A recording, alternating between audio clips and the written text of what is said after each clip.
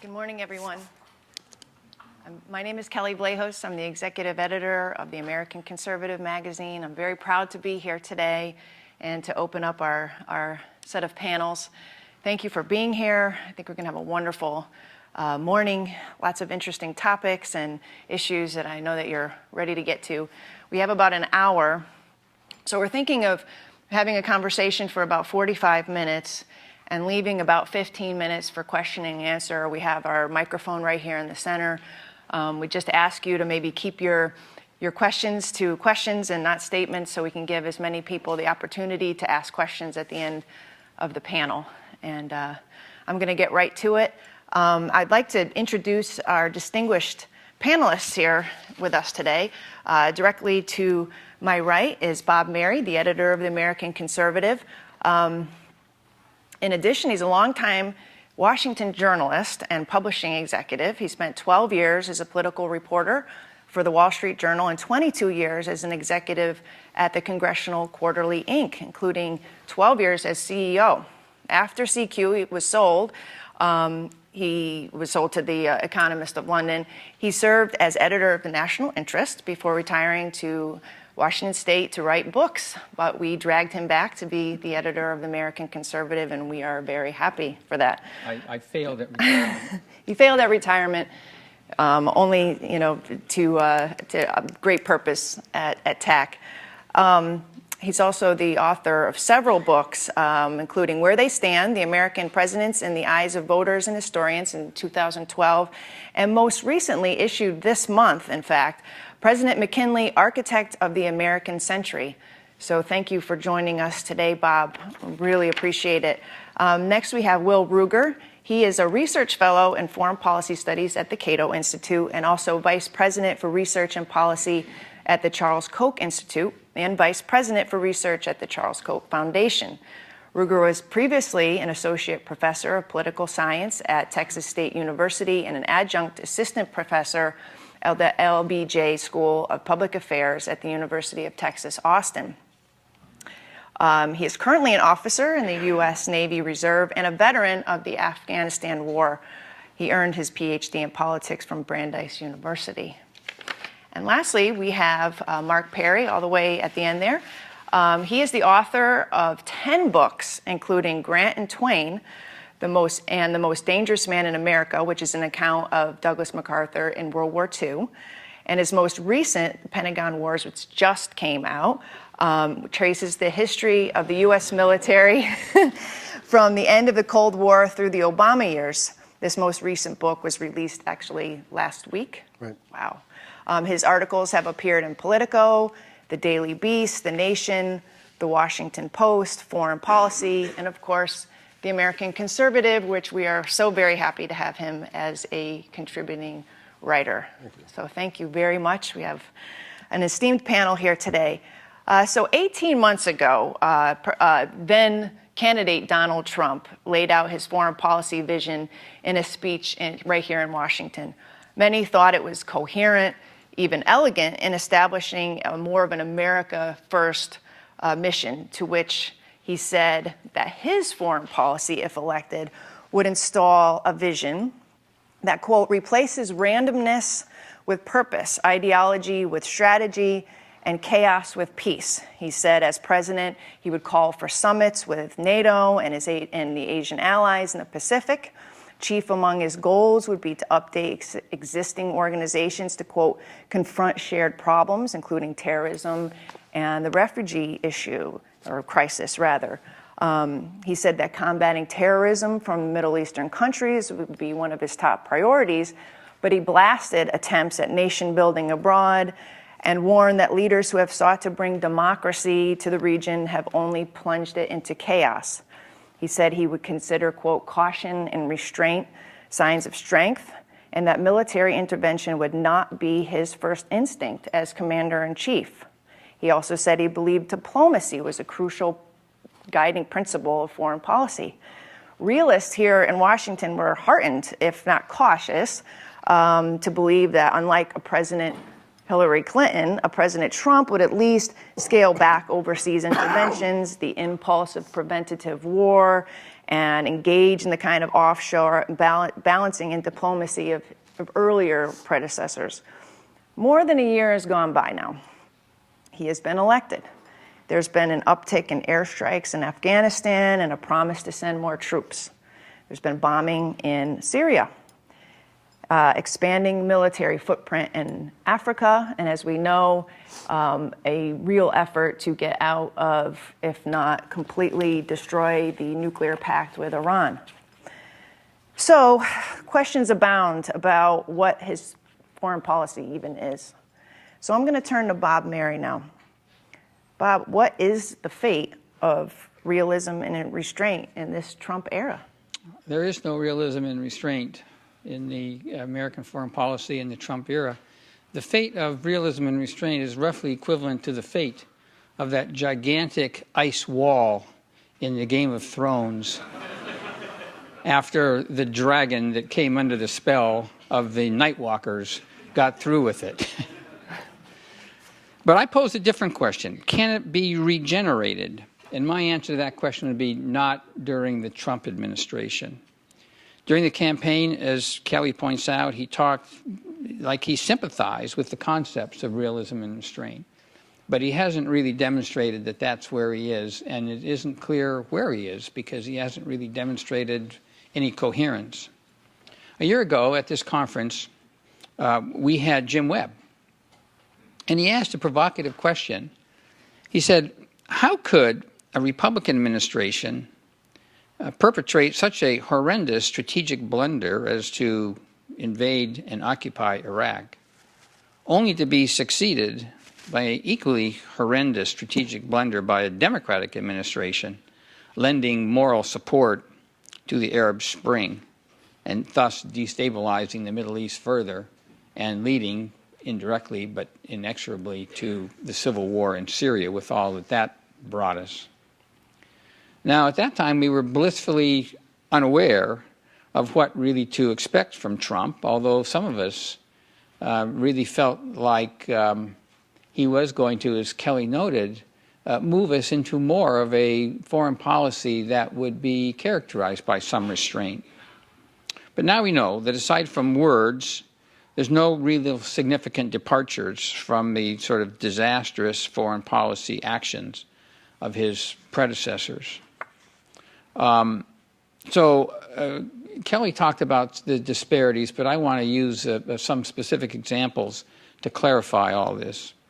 In Iraq, he said, and here I quote, "We should not have been in Iraq. We have destabilized the Middle East." That last sentence was particularly significant because he identified the invasion of Iraq as the factor that destabilized the Middle East, whereas a lot of defenders of that policy have attempted to attribute it to other things. They do anything to avoid acknowledging that that's the case. But now he threatens to push America into a confrontation with Iran that would destabilize the Middle East to a far greater extent. He doesn't seem to see any lessons of Iraq, which he says was a bad mistake, in our relations with Iran. Let's talk about NATO. He said, and this was an extremely provocative statement, NATO was obsolete. I said, wow, that is audacious. I mean, the implications were stunning. He essentially said that the NATO no longer had a purpose. It had a fantastic purpose during the Cold War. It served that purpose brilliantly, but it no longer has a purpose. And this concept seemed to emanate from a broader perception when he said, after the Cold War, quote, "We failed to develop a new vision for a new time." Now, this was music to my ears because I've been writing for quite some time, including since I was editor of the National Interest some years ago, that America is struggling through a crisis of the old regime. And the world, the geopolitical situation is the same. And this is what he seemed to be saying. We need a new vision for a new time. But if NATO is obsolete, why would he support bringing Montenegro into NATO? I mean, maybe, I suppose, I don't know for sure, but it's possible that he thought that perhaps if Europe ever became besieged or beleaguered or attacked or threatened in some way, the 620,000 residents of Montenegro could help in that regard. And that's kind of related to the Russia thing. He talked about the horrible cycle of hostility between the United States and Russia. He called for an easing of tensions and improved relations. He said that that's possible, absolutely possible. Now here we need to sort of try to separate ourselves from the issue of Russian meddling in American politics and collusion and all of that, because in terms of trying to understand where the president was coming from, that has interrupted any serious effort to improve relations with Russia. But leaving that aside, one big cause of those tensions that he decried was NATO's eastward expansion. And yet that was one thing he could do, not support further eastward expansion of NATO, and he didn't do it. The congressman talked about Afghanistan, as did Kelley.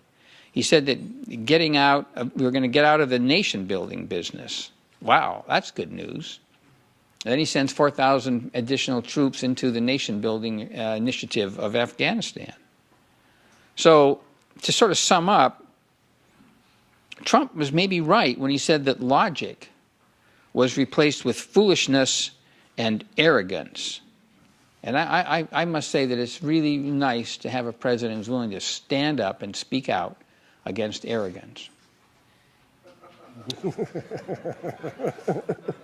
Then there's Congress. We have a piece in the current issue of TAC on the realist members of Congress, both House and Senate.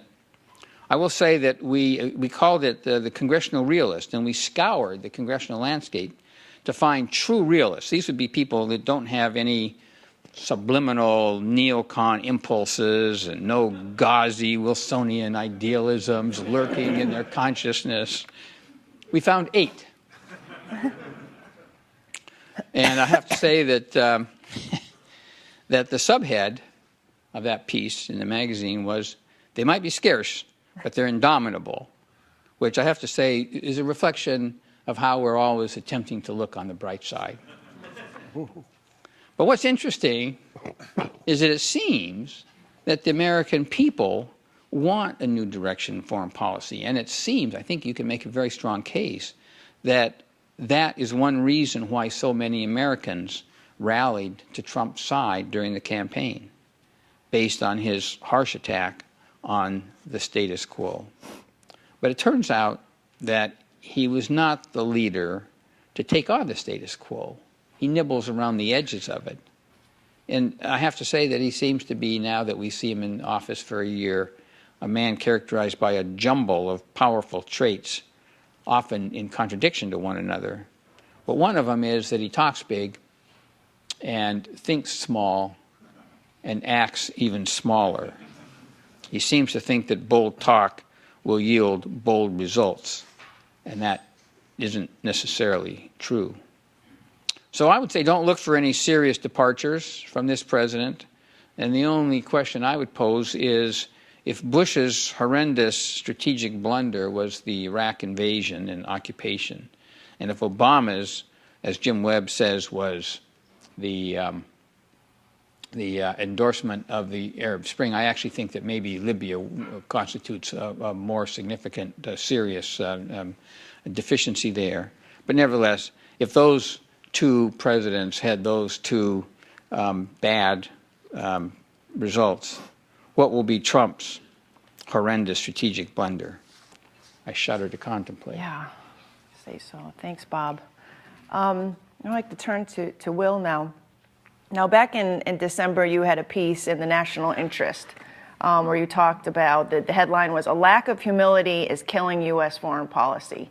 And you talked about a few of the policy prescriptions that you'd like to see in the future Trump administration and how he might get there into a more realist foreign policy approach. And specifically, you said a good first step to the development of this new approach would be to turn to a different set of thinkers in Washington. We know who's dominated the thinking in the last 25 years, but you said President-elect needs to recall what he said in his first major speech, which we were just referring to, about, in terms of like the different shifts he would like to see and who might help him get to that place. Have you seen here in Washington any attempt of Trump to reach out to new thinkers, or is he relying on the same old establishment types? Well, unfortunately, I think that it's more the latter. The basic operating system and mindset hasn't changed. And to be fair, it wasn't going to change overnight unless you really kind of cleaned the Augean stables, right? But what I thought would happen is that there would be a few more new voices, people who seem to be more, friendly towards some of the things that he said, at least in one half of the national interest speech. Especially given that he said in that speech, he talked about how people with really long resumes, fancy degrees, but a long list of failures to their record, these people would not be part of the administration. And yet, if you look at, leaving aside the people who signed Never Trump letters, a lot of the same old people are involved. And even worse, it's people with a lot of the same old ideas. And that's really the problem. The problem is that mindset, that kind of set of heuristics that are used, the kind of analogies that are called upon, it's the same people, it's the same set of those. And that's the problem, right? So, Trump kind of giveth with one hand and taketh away with the other in his own work. But in terms of the people involved in the administration, they're operating on the taketh away part. I think that there is one thing that's happened because of Trump, and this isn't all that novel to say it, but there's a lot more room for opening up new issues. That he has broken some of the China, if you will, and that means that people are trying to search for how to put things back together and maybe adding some new pieces to the set. And I think that's been good. So, for example, on alliances and burden sharing, you've seen more talk about this, not only on the campaign, but more recently. You've seen questioning about the wisdom of democracy promotion, the importance of interests and sovereignty. So if you look at part of Trump's UN General Assembly speech, he talked about the importance of sovereignty.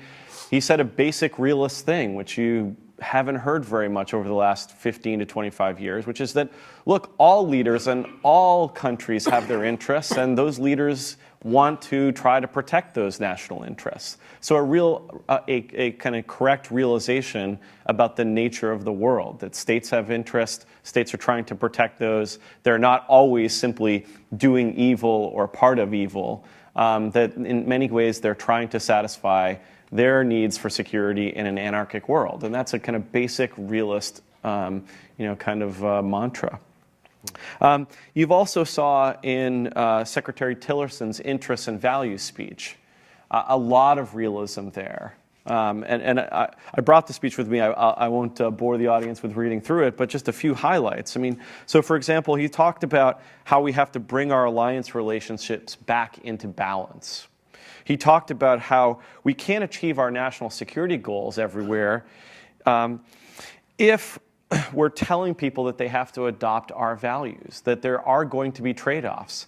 And again, that notion of trade-offs is a fundamentally adult and realist approach to the world, as opposed to thinking that all good things go together. And that's one of the dangers of the kind of operating system we've seen over the last 15 to 25 years, is that, look, we can expand NATO, expand the zone of peace, build institutions, we can have American primacy. All of this will go well together.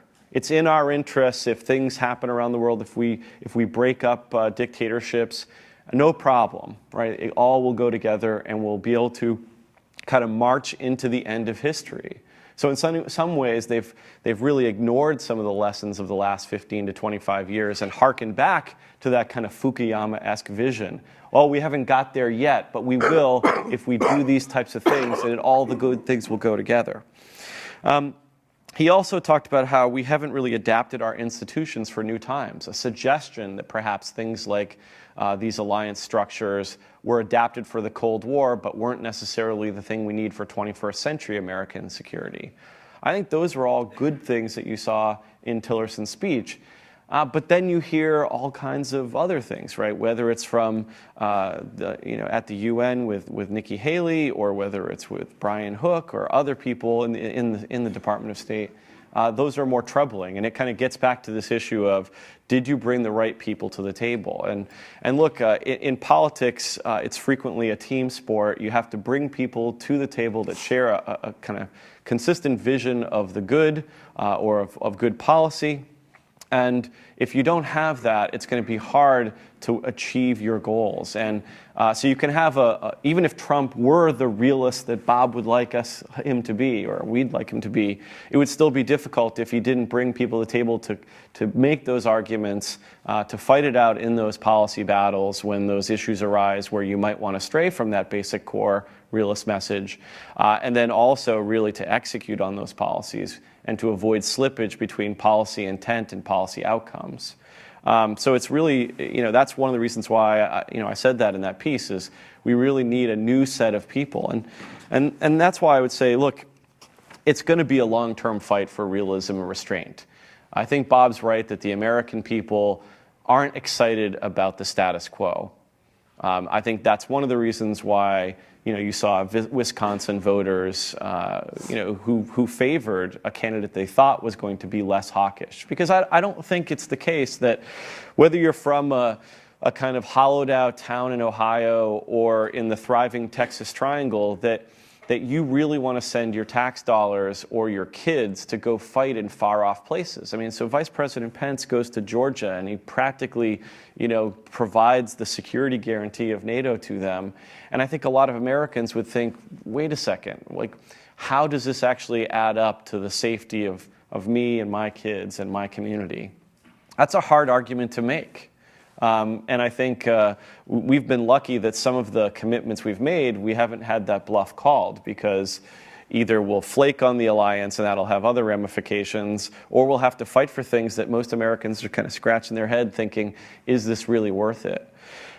So I think what that calls us to do is to say, let's have a long-term, it's going to be a long-term fight, so we need to really try to approach things from that perspective, which means building new institutions, building new research on campus and in the scholarly community here in Washington, to bring new voices to the table, to basically build a counter-elite that can challenge the status quo and to bring out a real, true principled realism to the fore, and to provide an alternative vision of what it would mean to secure the United States in a dangerous anarchic world. And that means voices like, I see Mike Desch in the crowd over there, voices like him, voices like Andy Bacevich, who has spoken here before, voices from Capitol Hill, like the ones that are highlighted in the magazine, but also people around the country to kind of really ask leaders, and whether that's civic leaders or people in politics, ask them those tough questions. How does this make us safer? How does this make us more prosperous? How might policies that we adopt, how might they rebound against the things that we care about, whether our domestic institutions, our domestic liberties, or even our desire not to do harm to others? Right? I mean, if you think about the war with Iraq, we frequently talk about it in a way which is 4,000 Americans killed, tens of thousands of Americans disabled. And sometimes we forget the fact that we also harmed over 100,000 innocent Iraqis. So even when we're ostensibly trying to do good in the world, we frequently do bad. So it's not good for us or for others. And so we need people challenging that consistently, raising a sense of unease with the status quo, and then opening up a conversation in which we can have more discussion about what the right path forward is. And I think it's certainly not where we've been for the last 15 to 25 years. And so I welcomed some of the more interest-based things that Tillerson was saying, or that some of the things about sovereignty and other interests that Trump said in part of his UNGA speech. But the fact is that there just hasn't been the kind of coherence we need, and part of that is because he hasn't really brought in the new voices, I think, that would try to set us on a new course. Right, and you talk about voices at the table. I mean, I think we're leaving out three big elephants in the room, three generals, and the generals Mattis, McMaster, and Kelley. This is the first time, I think, in recent history that a president has populated his inner circle with, members or generals of a military and generals in combat, with combat experience of recent wars in his inner circle. I know there's been some trepidation over that. Mark, can you shed some light on where they fit in on this evolving Trump policy? Are they making the decisions, and enabling, or are they on the fringes? What are you hearing? Thank you, Kelley. Good morning, everyone, and welcome to Stump the Speaker. To be honest and completely transparent, Kelley told me last night that she might throw this at me, and I thought, no problem, I have the answer. Mattis, McMaster, and Kelley, two Marine Corps four-star generals, terrific combat officers, served their country for 4 decades, and H.R. McMaster, still in uniform, lieutenant general, land power theorist. And I thought, well, the only way that I can really answer the question about Kelley, McMaster, and Mattis and their role is to do what I do, I think fairly well, which is to tell stories. So I'm going to tell you a story that I think it's kind of a bank shot, but I think it'll work. I'll tell you a story about what I think about Mattis, Kelley, McMaster that'll answer the question of what they're doing. It was back in 2006, 2007, I was covering the Anbar uprising and the insurgency, and I had been introduced by a good friend at the Pentagon to a number of Marines who were reaching out to the Anbar tribes. This was General Conway's staff and a civil affairs group, and they had had a series of meetings with the insurgents, as they called them, in a hotel in Amman, Jordan, and they weren't insurgents. They were terrorists. They were the people who were killing Americans, including Marines, and the Marines were surprised during this meeting and talking to these guys, but they decided to stay. They wrote a report, and James Conway, the Marine Corps Division commander, sent John Coleman, his chief of staff, back to Washington to give a report on their meetings. And John Coleman showed up one night at the Pentagon to report to the Joint Staff in an elaborate presentation of what they were doing in Amman, Jordan, meeting with these terrorists. And as he's walking towards the meeting down a Pentagon hallway, he saw coming towards him Peter Pace, the chairman of the Joint Chiefs of Staff and a Marine. And Pace stopped and looked at him, looked at John Coleman, Colonel John Coleman, and he said, "John?" Coleman stood at attention, said, "Yes, sir." He said, "John?" He said, "Sir?" He said, "John, stay in your lane." And Coleman said, "Yes, sir." And Peter Pace said, "John, did you hear me? Stay in your lane." Coleman said, "Yes, sir." Went, gave the briefing, got back on the plane to go to Amman, Jordan, to meet with the insurgents, got off the plane, was met by a lieutenant colonel and was told, "Sir, you're under arrest. You're being detained as persona non grata." And Coleman said to the lieutenant colonel, "I outrank you. You can't do this." And the lieutenant colonel said, "Yes, that's right, you outrank me. But you don't outrank the Secretary of State. You didn't stay in your lane." The next day he got out, back on the plane, went to report to Conway, and the diplomacy that he had began to unravel. Now, thankfully, there were other things that kicked into place to start the Anbar awakening and to dampen the violence. But the stay in your lane comment has stayed with me for the last 10 years. And when I look at Mattis, McMaster, and Kelley, I think these guys are out of their lane. They're terrific, and they were terrific combat infantry officers. If you had a tenement in Najaf filled with jihadists and you needed to take it down, the guy you'd call on would be John Kelley. If somebody were to walk in here and say, Mr. Perry, we think you're a great guy. We want to make you a colonel to head up a battalion in Afghanistan, I'd say, that's not what I do. Being White House Chief of Staff is not something that John Kelly's been trained for. Being Secretary of Defense is not something that James Mattis has been trained for. Providing international and foreign policy assessments is not something that H.R. McMaster has been trained for. They're out of their lane, and it shows. We have civilian government for a reason. We have politicians doing political jobs for a reason.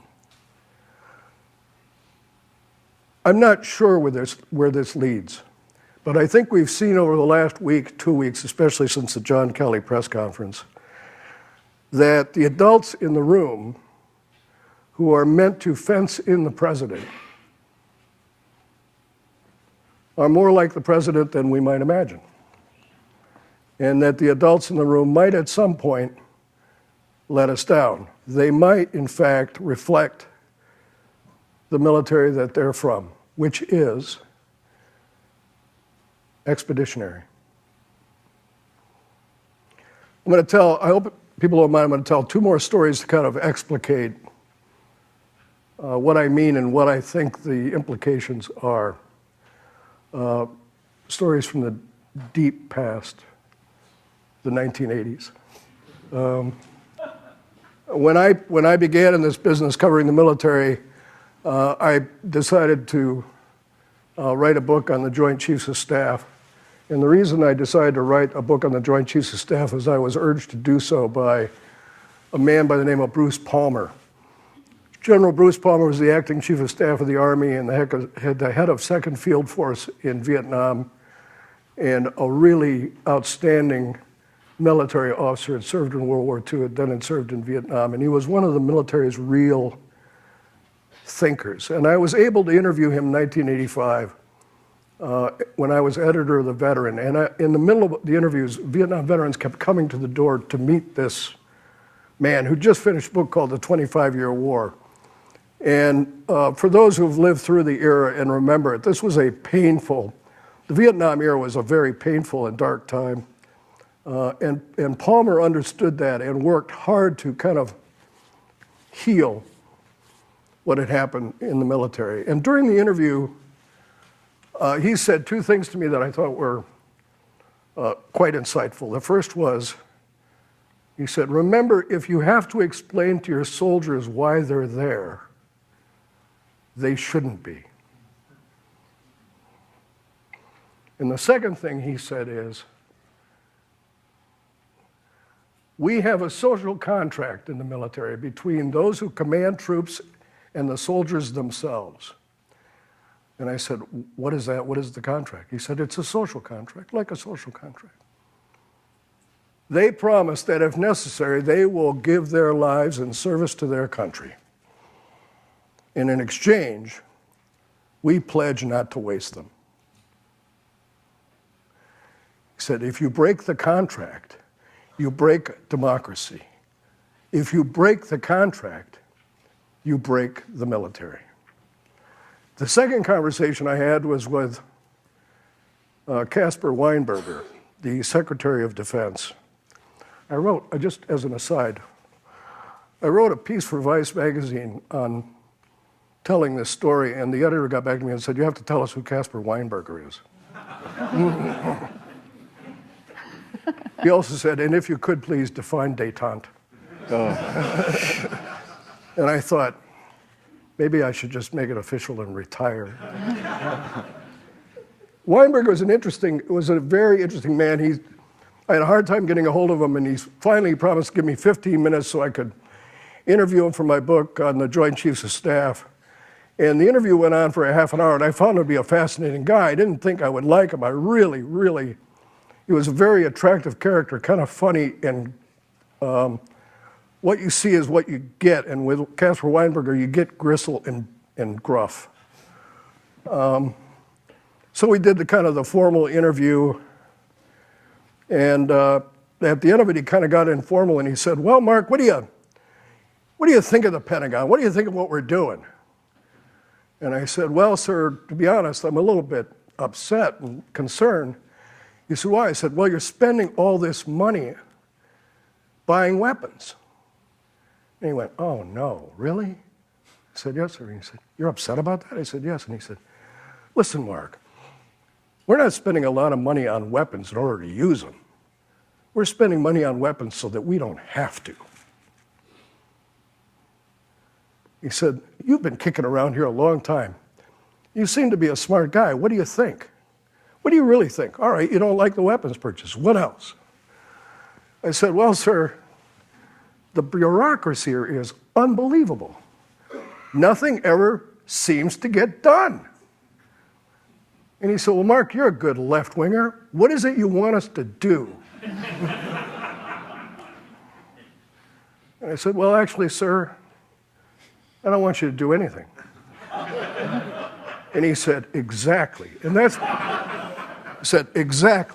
precisely what we're going to do. Now, obviously, things have changed since the 1980s and since my era of détente. Well, here's the two things that have changed that I think bear on what we're talking about today. The first is the Cold War ended. And the Cold War was a natural break on adventure, military adventurism, because there was so much at stake. And the second thing that ended and preceded the end of the Cold War was the end of the conscription military and the beginning of the all-volunteer military. So I am left to wonder whether Bruce Palmer's imprecation that if you have to tell a soldier why they're there, they shouldn't be, still holds. These young men and women volunteer. You don't have to tell them anything. They want to be there. And that's a problem. It's a real problem for this country. Now, is a good kind of transformed lefty into libertarian, I would be the last person to argue that we should compel young people to serve in our military. And yet, our military doesn't recruit in New England or at Harvard, and it shows. And it's caused us problems. We now have a military that is expeditionary and 3 people in the White House who are generals who are expeditionary. The good news is, and this is how I'll end, the good news is the debate about this has begun in earnest inside the military itself, of whether the military that we have actually reflects the values of America, or whether the military that we have reflects its own values. I'll end it there. Thank you.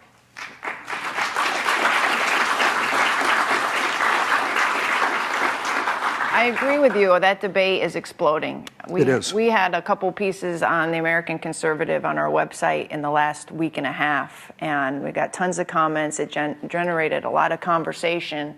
And I have to say, I mean, the jury is out. There are people who do believe that going into some sort of national service approach would be fair and maybe lead to less preventative war, less interventions, because people would be more invested in the decisions that their members of Congress are making or their president is making on Capitol Hill. There's others who say that's not worked in the past.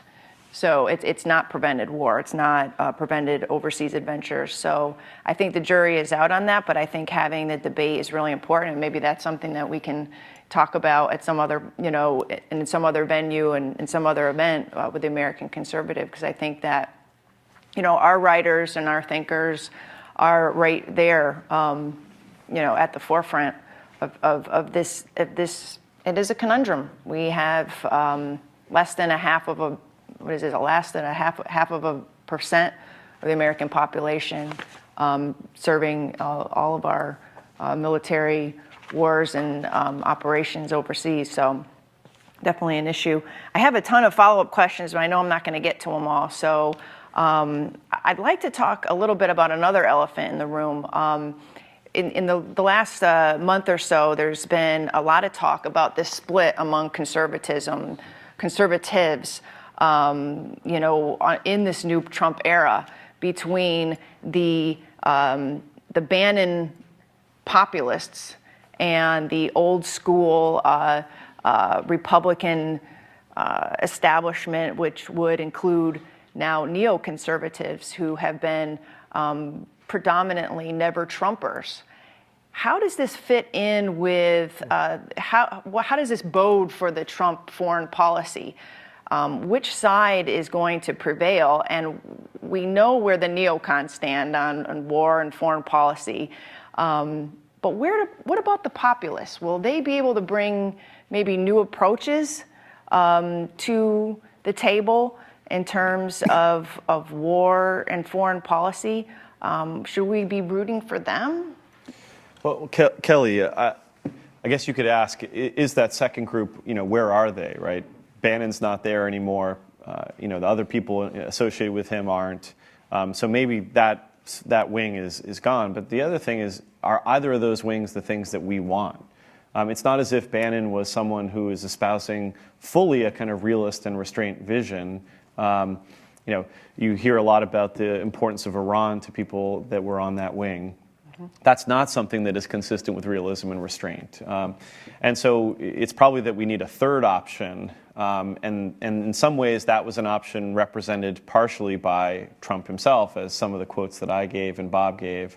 And so you almost need to go back to use Trump's words, his instincts, when he said that in his Afghanistan speech. And maybe he's the one that's actually going to have to hold back your expeditionary military generals, to hold back the people underneath Tillerson at the State Department, whether it's on arming Ukraine or whether it's on ultimately what we do in Afghanistan, because those 3,900 troops or however many they're actually going to send, that's not going to change the fundamental dynamics on the ground. So there are going to be more decision points ahead. And so maybe if he reverts to some of his instincts that he had, and some of his instincts are good. And I know a lot of people in the audience are either never Trumpers or not thrilled with Trump. I myself, have lots of challenges and problems with his approaches to many issues. But there are some things that he's doing that are good, and there are some of his instincts, particularly in foreign policy, that I think realists and restrainers could support if we can get that kind of better side of him, those instincts that caused him to really be uncomfortable in that Afghanistan speech, right? You could tell that he was, almost being pushed into it by the folks that Mark was talking about. And I just wonder how long that kind of tether is going to be for this when it doesn't actually prove to work, because I don't think very many people think our Afghanistan strategy is actually going to accomplish anything close to when I get to march in a parade in Washington for us veterans for winning the war. I think the problem that we have today is that there's no coherent vision of what kind of a world we might want to create. We are in a position to have a great deal of influence in the world in terms of what kind of a status quo is going to replace the one that's crumbling. But there's no, and this isn't just, I'm not just pointing this at the Trump administration. The nation itself and its elites and its foreign policy establishment, its foreign policy intellectuals are struggling with this question of, okay, what kind of a world is it going to be and what kind of a role is America going to play in it? One of the things that gets us in the realism realm is when someone accuses us of being isolationists. Drives me crazy. We're not that. I think there are some people that are sort of veer into that territory. But no, America has too much power and too much of a role to play to retreat to that extent, nor should we. So what does that mean? And we're not seeing anything emerging. So consequently, you ask the question, well, there's Bannon and then there's John Bolton. Well, neither one of them is offering anything that is coherent or that leads to a pathway for policymaking that could respond to the dramatic changes that are going on in the world today. Mark, you mentioned that the military might be more like Trump than we think. On one hand, and Will had suggested this, that the military is very firmly pushed for more troops in Afghanistan to continue the operations there. But on the other hand, in conversations, informal conversations with folks, they seem to think that the military is staying Trump's hand on North Korea, that they wouldn't want a land war in North Korea, that is not something that's in their plan. Is there competing interests here where the military might be a positive influence on the president in terms of some of these potential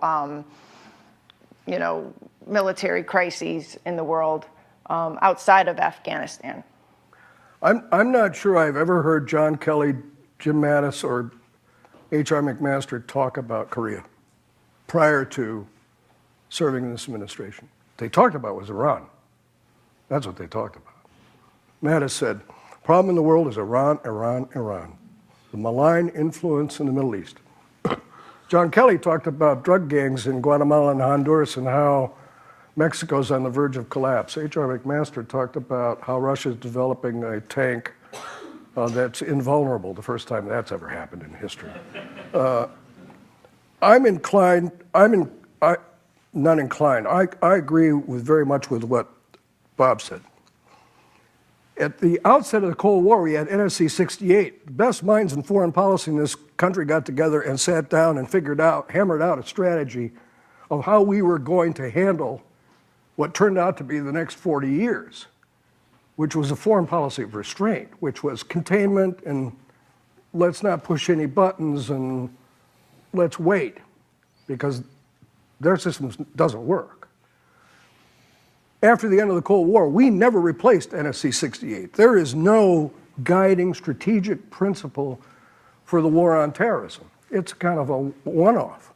So we're counting on the military to implement a strategy that doesn't exist and to define kind of what the war on terrorism is as you go along, which allows for people who have definite ideas, no matter how pernicious they might be, like neoconservatives, to fill the void.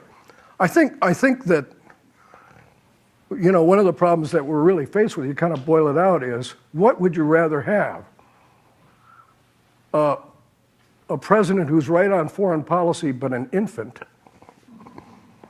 or a president who's wrong on foreign policy but an adult?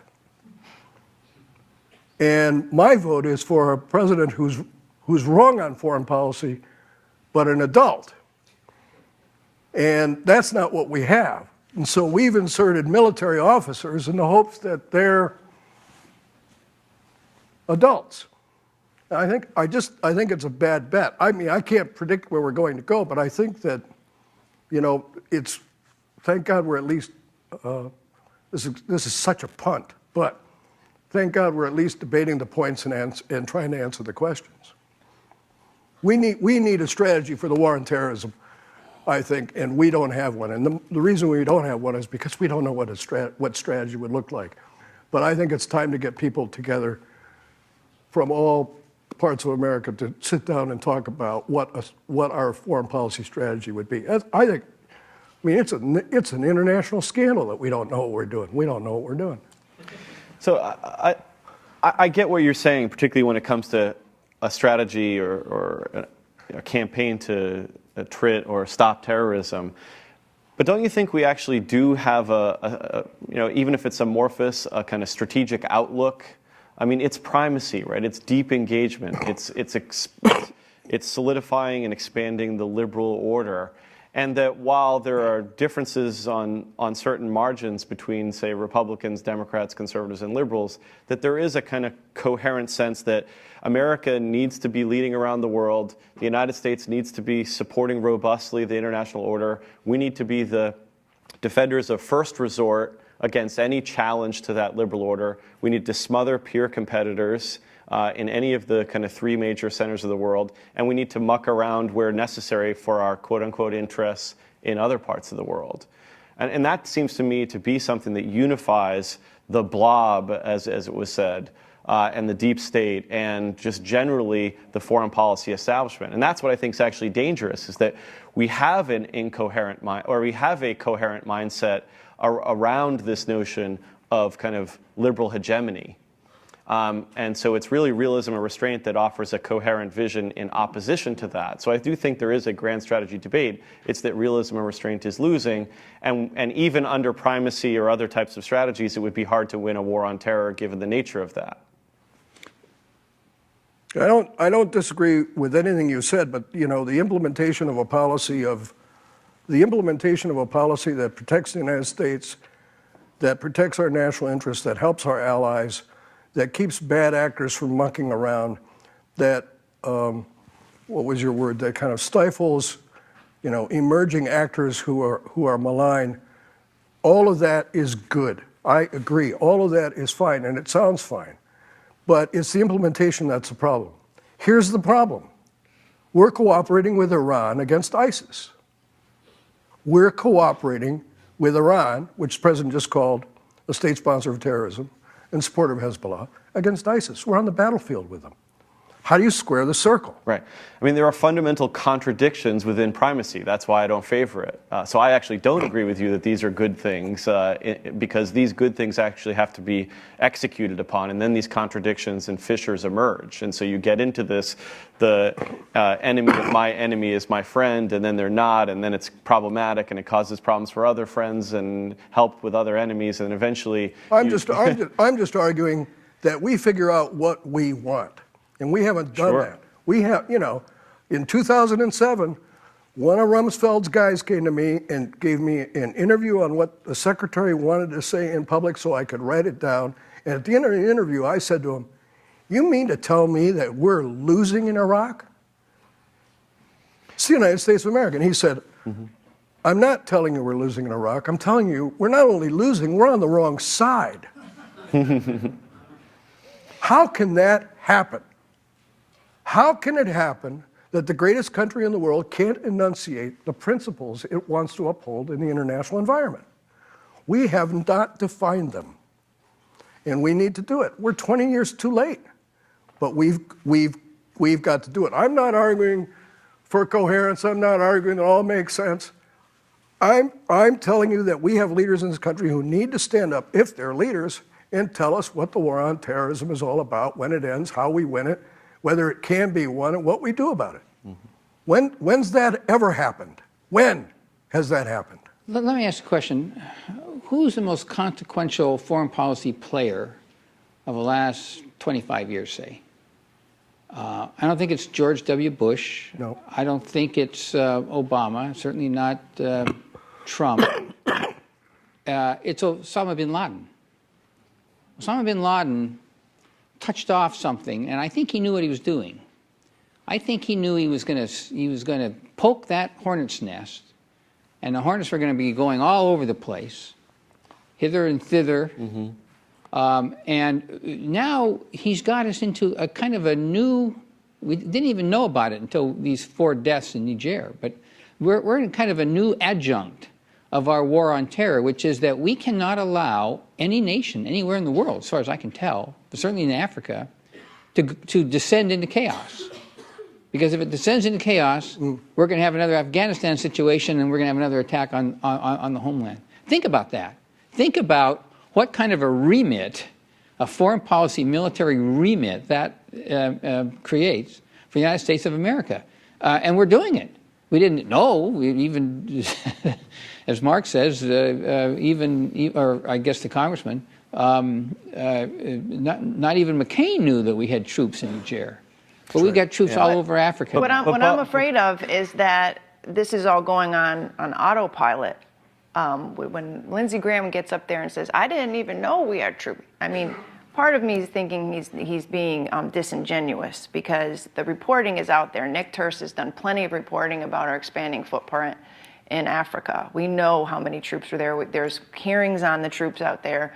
I think it was a little disingenuous, but is this all happening on autopilot because our president is an infant and is deferring to his generals, and they can just continue what they've been doing all along through Obama and Bush, and without any accountability on Capitol Hill from what the congressman had said? There's no debate about this, and so it's just happening. But Kelley, I think actually the autopilot isn't a product of the war on terror or the last 15 years. There's actually a lot more continuity since the end of the Cold War. And so while certainly 9/11 was a massive exogenous shock, the fact is that we were already engaging in this primacist grand strategy before 9/11. You look at what happened and you mentioned the structural factor, Mark, right? The Cold War ends, the United States is a unipolar power, there aren't as many constraints on the United States, so we can fight lots of wars of choice. We embark on this primacist approach to the world to try to solidify that unipolar status. Right. And so that means a new world order with the first Gulf War. It's Somalia, it's two wars in the Balkans, including one in Kosovo that's kind of hard to sort out why and how. And then it includes our great national humiliation. Remember that cover story of the Weekly Standard about China that was trying to rattle the cage and rattle the sabers around China. So there's been this continual kind of aggressive posture and forward posture. The expansion of NATO, that didn't start because we needed to go fight terrorists in the Middle East. The expansion of NATO happened starting in the 90s. And so again, I think there's all kinds of continuity, which I don't think takes away from Bob's point, which is that there were certain annexes that occurred because of Osama bin Laden. But this is a bigger problem, and that's why it's going to take a lot to kind of uproot this approach. Yeah, there's a lot having to do with the emergence of the idea that we had to be hegemonic, the emergence of the idea that we had to prevent any regional hegemons. That's huge. But I would say something else, and that is the triumph of Wilsonism. I have argued, and I think I can make a strong case, that the movement of troops into Somalia by George Herbert Walker Bush as a lame duck president around Thanksgiving was an unprecedented action. In this sense, I could be wrong, but I don't think anybody can tell me of another incident in which America sent such a large number of troops. It wasn't a huge army, but we sent a significant number of troops into another nation on a strictly humanitarian mission that had no pretense of any significance to America's national interest. Now, in the past, you could have debates about it. You could say that this doesn't really affect America's national interest, and other people would say, yes, it does in this sort of indirect way, et cetera, et cetera, et cetera. But nobody suggested that action had anything to do with America's national interest. It's purely humanitarian. Mm-hmm. And you go back and read, as I did for my book, Sense of Empire, what the media and others and commentators were saying about it. They were saying, yeah, that's true, and this is good. Because this is an estimable goal, as Time magazine said, for strictly humanitarian purposes. So you put that together with what Will is talking about in terms of the hegemonic impulse, which you really saw in NATO expansion and also in the Balkans. This was set in motion very, very early, even though there was more restraint in Herbert Walker Bush than you got in Clinton, and there was more restraint in Clinton than you got in George W., and there was more restraint in George W. in many ways. Well, probably not. Should we pause now for some questions from the audience? Absolutely. We have about 5 minutes left, so if you have a question, please keep it to a question so we can get as many out there as possible. I think it's on. It's on. Good morning. Speaking of, my name is Mitsuo Nakai. Japan native U.S. citizen. Speaking of strategy, President Trump is leaving to Asia Pacific, as you know. Can you guys make a comment on that? Anybody?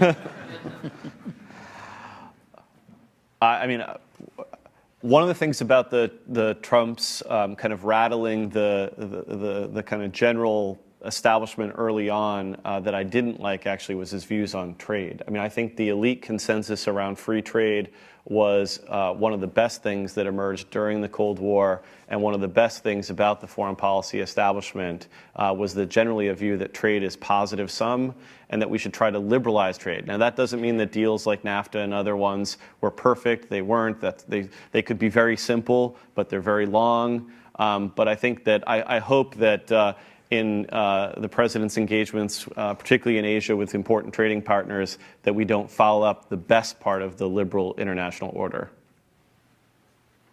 What's interesting to me is who he's taking with him. He's taking the generals with him.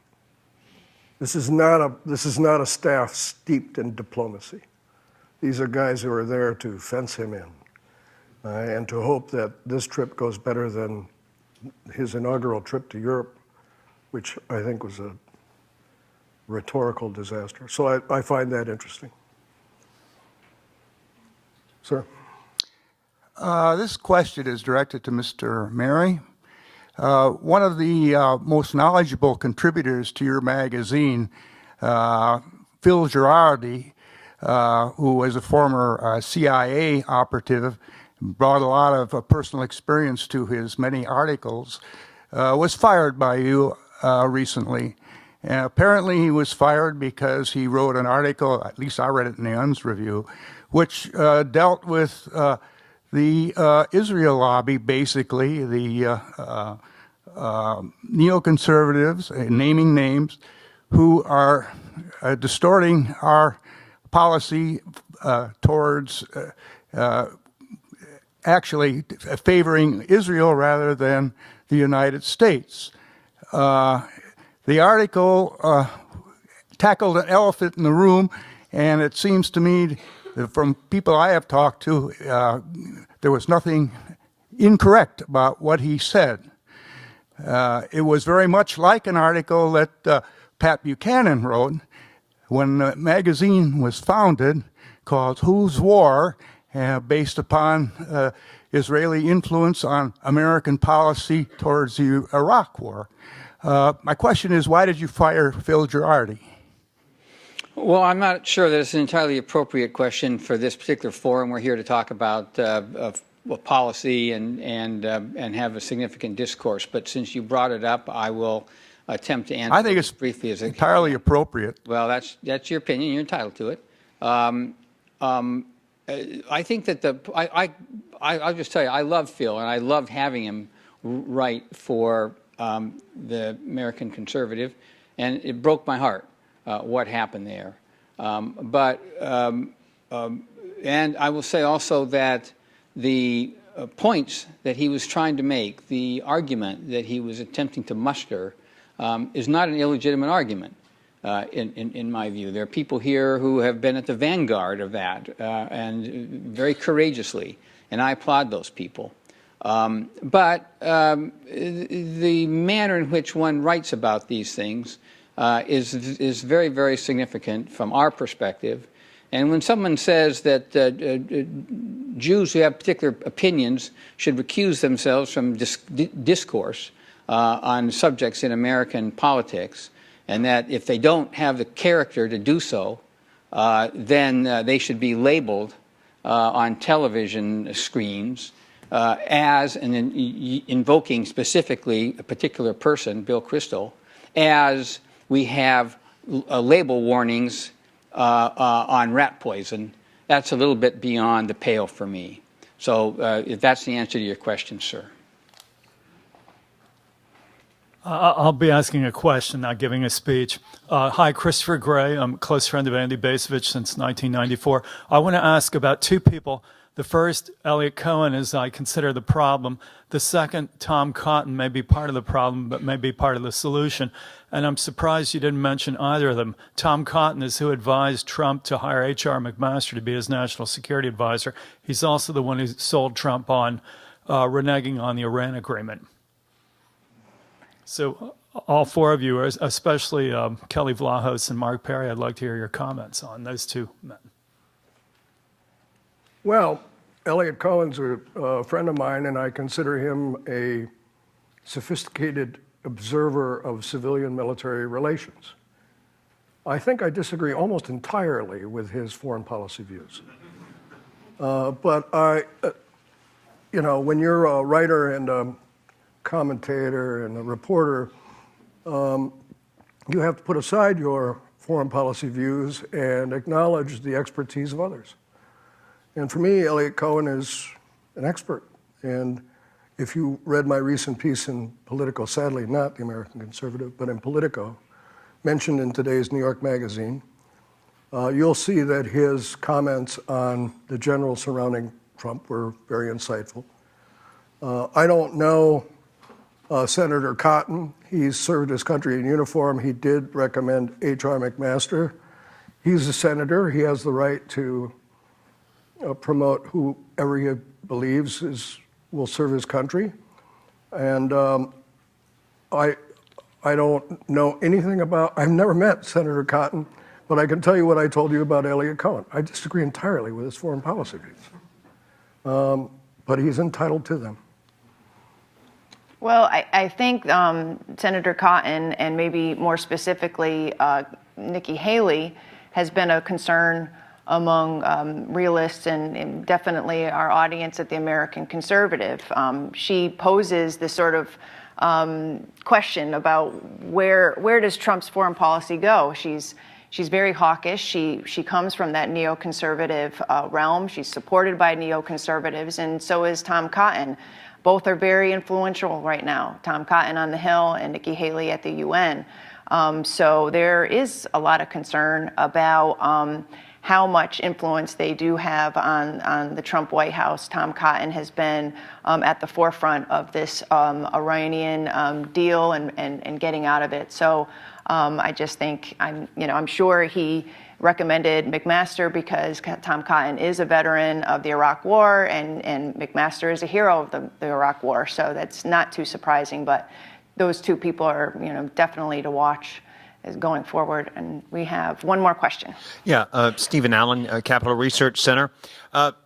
Back during the campaign, you had situations where, for example, Gary Johnson running as the Libertarian Party candidate and then was challenged on foreign policy and national security issues and didn't really seem to have that much interest in them.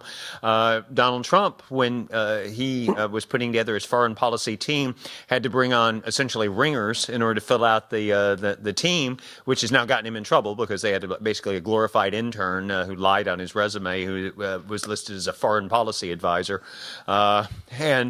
So that relates to this question, which is personnel is policy, and how do we find people to fill these positions? I know there's a nice group of people here today, but when you put this group and maybe others like us around the country up against the foreign policy, national security establishment that's been building up for many, many decades, where do you find the people to fill these positions so that we can have good people at the State Department and the Pentagon and so on? Yeah, I mean, it's really difficult. I mean, a lot of people joked if Rand Paul could even win the presidency, how would he staff out the administration in a way that was consistent with his worldview on foreign policy? And that's why I do think this is a long-term project. It's one of the reasons why we at the Charles Koch Institute and Foundation, we're eager to kind of build up and support more research and more scholars and more voices that are challenging the status quo about foreign policy, and to educate a new generation of people about the kind of basic ideas that are important to understanding the constraints of the international system, to understand diplomatic history, to understand the world as it is, not just the world as we want it to be. And that's why there are just some great institutions consortiums out there doing work, and they are. There is a robust debate happening in academia that isn't happening in foreign policy. You have people like Barry Posen at MIT, Steve Walt at Harvard, Mike Desch, who's here at Notre Dame, Eugene Goltz at Notre Dame. You have Eric Gartsky at UCSD. You have Monica Duffy-Toft at Tufts, right? There are lots of people out there trying to push this and who are engaging with a lot of students who are asking questions like the people in Ohio and Texas that I mentioned earlier. Why are we doing this? What should we be doing? I don't remember the Cold War. I don't remember détente. Why do we have these policies? Those are good things. And so I think in some sense we could be bullish at the end of this conversation about the future because there's more robust discussion happening below the surface, and it's going to take time to get into the establishment. I would just add that I agree entirely that those people exist, but they're not as readily visible as the establishment, which generally doesn't hold those views. But so you have to go looking for them. And I will say that as I watched the Trump administration emerge during the interregnum, I didn't see much evidence that they were making much of an effort to go find these people. So, got a long way to go, and I know this conversation could go on for another hour, but our time is up. I'd just like to remind everybody we have a break. We have coffee and treats upstairs, so please mingle and network, and we'll see you back here at 11. Thanks. 11.